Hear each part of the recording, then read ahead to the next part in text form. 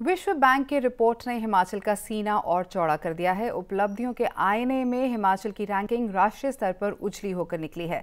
शिक्षा, स्वास्थ्य, ग्रामीण विकास के साथ साथ प्रति व्यक्ति आय के नजरिए से हिमाचल अन्य राज्यों से बेहतर है। बेहतरीन स्वास्थ्य सुविधाओं के नतीजतन अन्य राज्यों की तुलना में यहाँ के लोग 3.4 वर्ष की ज्यादा आयु जी रहे हैं।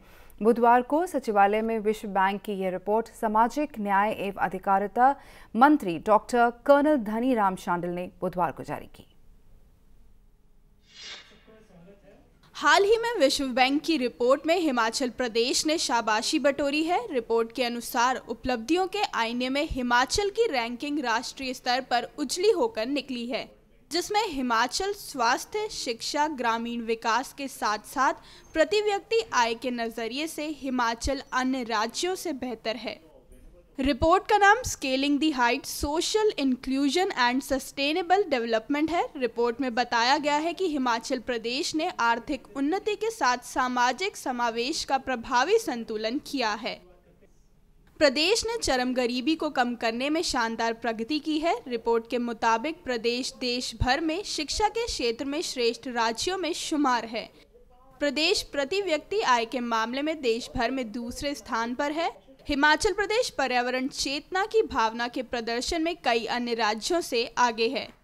महिला सशक्तिकरण की दिशा में भी यहाँ उल्लेखनीय कार्य हुए हैं और यहाँ ग्रामीण क्षेत्रों में 63% महिलाओं ने स्वयं के रोजगार युक्त होने की सूचना दी है तथा प्रदेश 23% की अखिल भारतीय औसत की तुलना में काफी अच्छी स्थिति में है।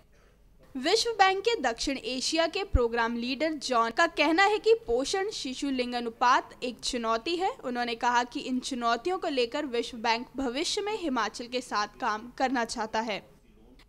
We have indeed used a couple of different methods and sources of data for the report, and there are a set of challenges as you rightly pointed out. One of those is nutrition. Nutrition is not unique as a problem to Himachal Pradesh. It's in fact across India. So this is a challenge in fact shared by others. Also, you rightly pointed out the issue of the sex ratio.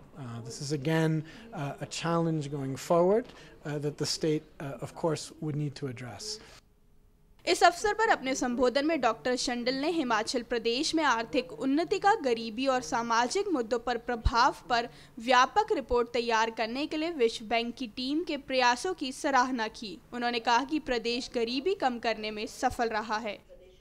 जो challenges इन्होंने आप बताए हैं वो सचमुच पे challenges हैं और धीरे धीरे जैसे मैंने आपको कहा कि हमारा प्रदेश जो शिक्षा के क्षेत्र में, स्वास्थ्य के क्षेत्र में अग्रणी माना जा रहा है और इसके बावजूद भी कुछ एक ऐसी चीज़ें घटित हो रही हैं, चाहे वो यहाँ की ज्योग्राफी हो, चाहे यहाँ का डिफ़िकल्ट टेरेन हो, चाहे और दूसरी समाज की कठिनाइयाँ हों। कुछ एक बातें जो इन्होंने बताई वो ध्यान देने योग्य हैं। जो पॉवर्टी रिडक्शन की ओर जरूर आई है, परंतु फिर भी हमें अगला कदम लेना है। विश्व बैंक के GSURR की अग्रणी सामाजिक विकास विशेषज्ञ मैत्री दास, जिन्होंने रिपोर्ट तैयार की है, उन्होंने कहा कि हिमाचल प्रदेश गरीबी में कमी लाने, सेवाओं की डिलीवरी और मानवीय एवं सामाजिक विकास परिणामों में अपने मजबूत ट्रैक रिकॉर्ड के साथ कई अन्य राज्यों से आगे है।